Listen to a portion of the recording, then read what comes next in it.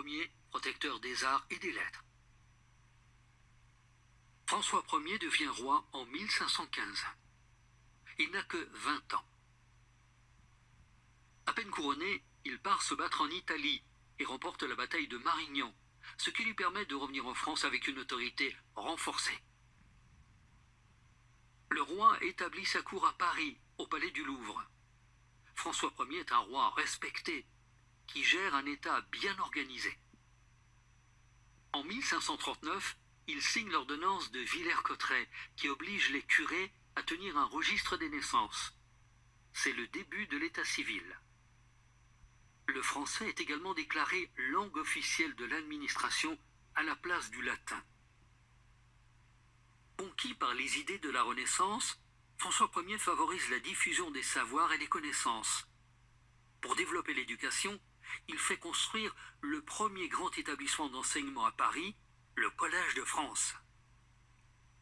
Il exige aussi que soit conservé un exemplaire de tous les livres parus. C'est le début de la Bibliothèque nationale.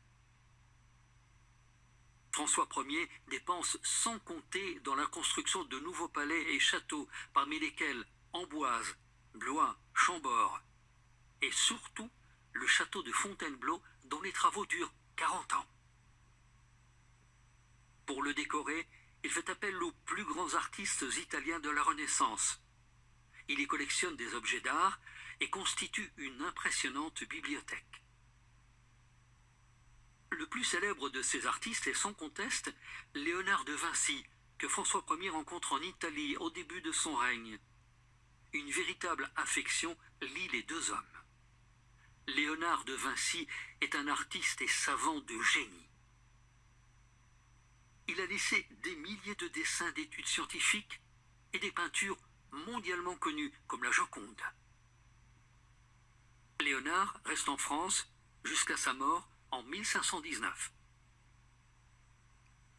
À la même époque, les explorateurs découvrent de nouvelles terres au-delà des mers. En 1534, François Ier envoie Jacques Cartier explorer le fleuve Saint-Laurent au Québec. L'explorateur découvre un territoire inconnu qu'il nomme Canada. Peu après, le roi fonde le port du Havre pour mieux ouvrir son royaume sur l'Atlantique. François Ier meurt le 31 mars 1547, à 52 ans, après 30 ans de règne. Il laisse un pays en pleine effervescence intellectuelle.